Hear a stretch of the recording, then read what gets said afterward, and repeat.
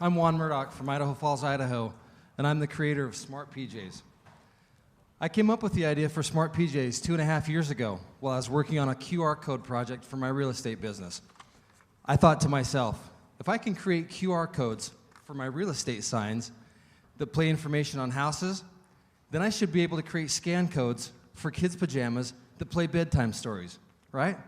So the idea for Smart PJs was born. Smart PJs are the world's first and only interactive kids' pajamas. Each set of Smart PJs is covered with 47 different dot patterns that can be scanned with your choice of smart device to play bedtime stories or information on animals, depending on which app you choose. Being the father of 6 kids, right? Being the father of 6 kids, I know one thing about kids, and that is that they have about a 3-second attention span.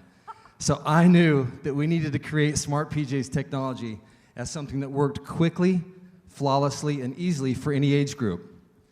We created Smart PJs technology to work with practically every smart device currently on the market so that it could have the broadest audience possible.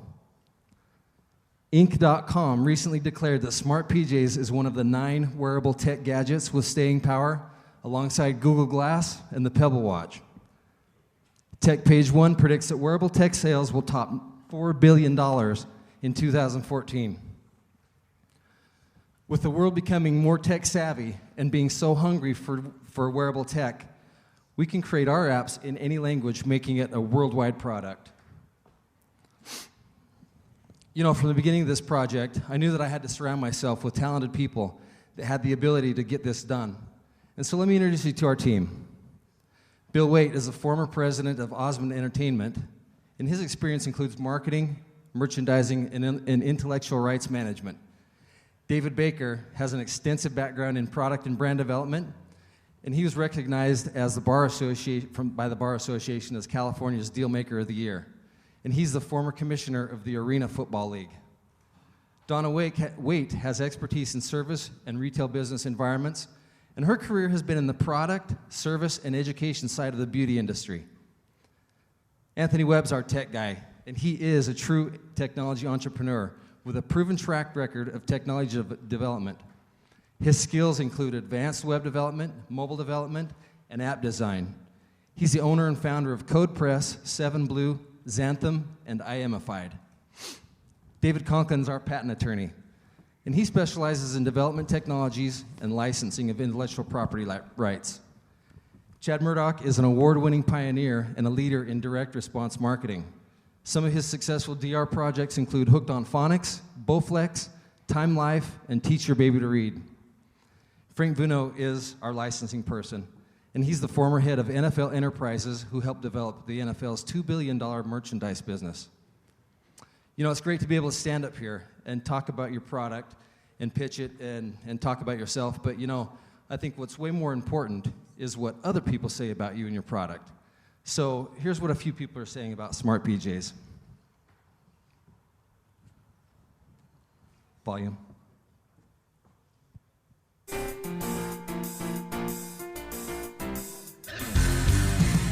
Smart PJs. Smart PJ. Smart PJs. Smart pajamas. These are actually Smart PJs. Smart PJs, the world's first interactive pajamas. So why didn't I think of this? Well, for smartphones, make way for Smart PJs. Y este pijama lo que tiene es que cada uno de estos punticos might sound like something out of an episode of The Jetsons, but an Idaho Falls man has invented pajamas. Smart PJs. They're wearing special pajamas. I don't know if these are gonna fit you, Tom. Interactive pajamas, how cool is that? Could you imagine how huge this could be if they partnered up with a Disney or licensed property of some sort? That could be huge on Walmart.com.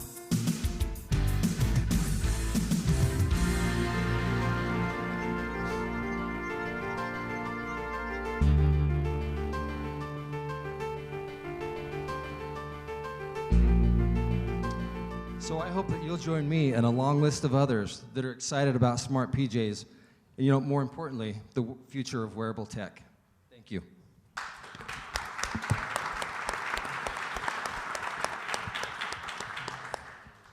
Good jump in with a question. Can you help me with the use case one more time? So the child takes a photo of themselves? It can be done in a number of ways. The child wears the pajamas, and so the pajamas are covered with 47 different dot patterns. So the child could take a picture of the one on their knee or their arm or wherever. But being the father of 6 kids, part of the development of this has been to kind of keep this oriented around families. And so there are codes on the back. There are things on the backside of the kid that they can't reach. So we want parents, we want others to come and be involved in this process and to help it. So it helps build family relations and gets families excited about bedtime. And they don't know what the result will be because the dot pattern doesn't have like any other indicator of what it's going to be, right? So it's a surprise? Is that surprise? Okay. None. Yeah, kids love that. There's a surprise factor, and so they get on here and they on their knee and they pull up and it's a lion. So there's 2 apps. There's the Animals app and the Bedtime Stories app. So they get the one on this knee, it's a lion. And they go over here on this knee, it's a tiger or a giraffe or whatever, with different slides on there that talk about the animal. So I take a picture of the dots on my kids' pajamas behind and then surprise. I want to be a little careful with that marketing What's pitch. that? Oh, yeah. No. What's the price point of a set of PJs, and are you doing things like smart PJs for adults?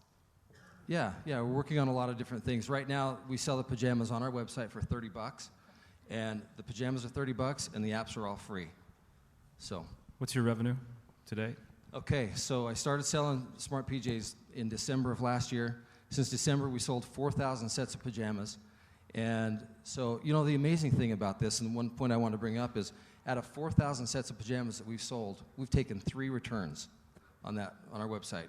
I think 2 of them were from people that just didn't get the technology, didn't understand it, and another one thought the stories were stupid. So,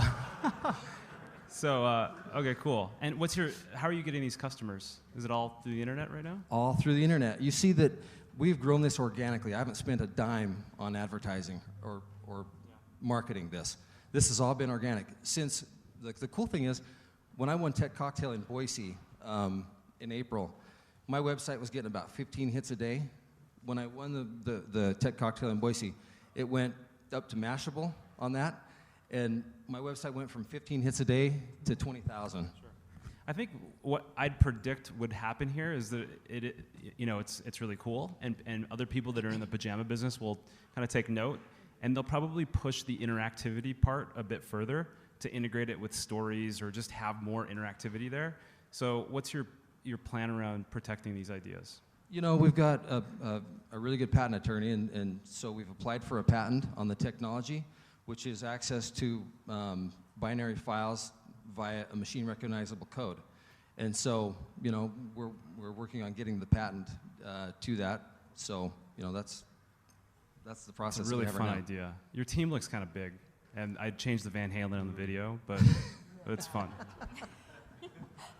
So if you, I guess, get a investment, like how do you guys plan to apply that? And I guess what are the areas that you want to develop? Obviously stories, sourcing those probably cost something. Well, in the video you probably saw the Walmart segment that we had there. I was actually in a contest for the Get on the Shelf competition about 3 weeks ago that they announced from Walmart, and I was one of the 20 finalists out of the 25 that got to go, be part of that.